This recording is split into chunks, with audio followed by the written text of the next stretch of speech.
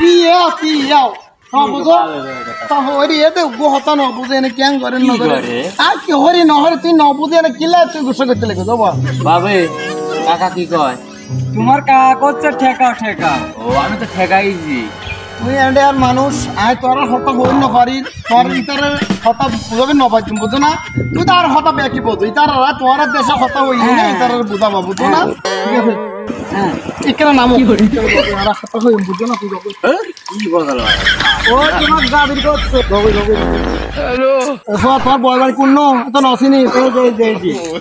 কি না বসে না